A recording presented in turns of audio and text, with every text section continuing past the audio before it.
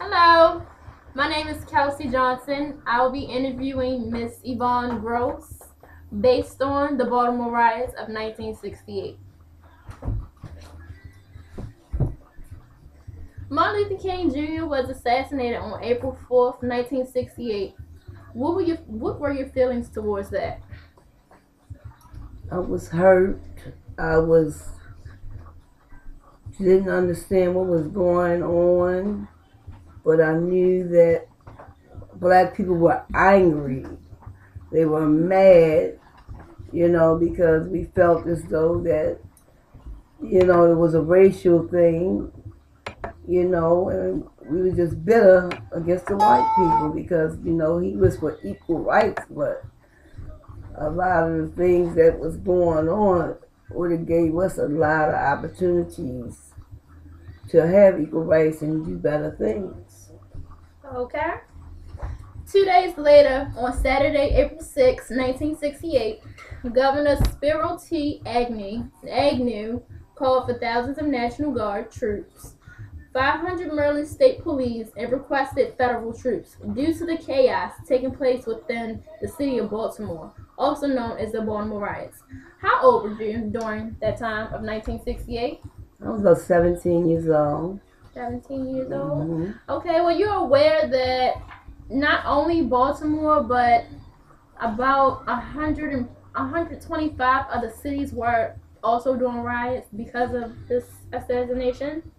Well, I knew that it was other cities. I didn't know exactly how many cities, but I knew it was other cities that joined in with, you know, with Oh, the riots together. okay. Where were you staying during this time? Meaning, what part of Maryland or what part of the city did you live in? I lived in East Baltimore part of the city. Matter of fact, I lived right in the 2700 block of Guilford Avenue. Okay. Were you afraid about what was going on? Yes, I was very afraid because I really didn't understand. It was very scary. We seen all these troops and, people going into stores and breaking out windows. And, it was a scary situation at the time. Okay. Were you part of this uncontrollable riot? Well, I figure that maybe I wasn't. I did because when I seen everybody else going in the stores, taking stuff like a grocery store, I also went in the grocery store and got some things too, put it in the cart and just brought it home to my mother. And we was poor, and my mother didn't like it, but we had brought it on home then. So you didn't participate in none of the violent acts. Not no violent act. I wouldn't dare want to see anybody hurt because of it or anything.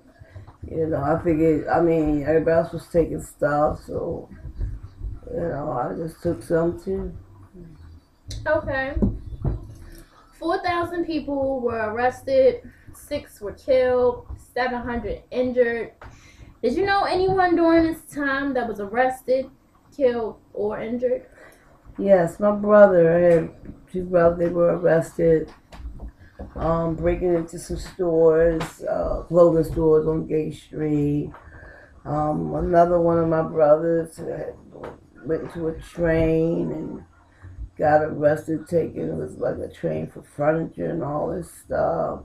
He tried to take furniture out the train. Matter of fact, they did because they were lamps. I'll never forget it was some two lamps and two tables.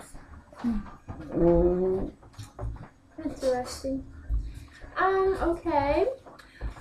Were you aware of the curfews at the Yes. time, like the mandatory curfews that you guys had to follow? Can you tell Yes. me a little bit about that? Basically, it was 6 o'clock, and really, I can't exactly remember, but I knew that you could not be on the street after dark. Okay. Um, Throughout this whole riding, what part of it affected you the most? Well, I guess just the pain of losing a great man. Martin Luther King, I was afraid that his dreams and things may not come true and that he basically was trying to make peace and equal rights to everyone, not just blacks. He wanted all of us to join together as one. So it was kind of scary during that time, thinking that it wouldn't be carried on. Okay. Spiro Agnew criticized local black leaders for not doing enough to help stop the disturbance. Do you think that it was fair for him to feel that way? Well, it wasn't fair because at the time we were fighting for equal rights, and they were fighting with Martin Luther King to change this, and then um, they had all the power. They felt like the white people had all the power, and he didn't have any power. So what exactly did they want them to do? Okay. Do you believe that even through the pain and hurt black people were feeling due to the assassination of an outstanding black leader, was necessary for them to cause so much violence just to prove a point, or whatever point they were trying to prove? It may not have been necessary, but that was the only way that they could show their pain and hurt. You know, they were angry, they were hurt, you know, and like I said, it was racial. They felt that it was racial, so they were just showing how angry and hurt they was. You know, they just act out on their pain. I don't think they wanted them to see how painful how painful it was for them. Okay. You know. Mhm. What was Martin Luther King's purpose?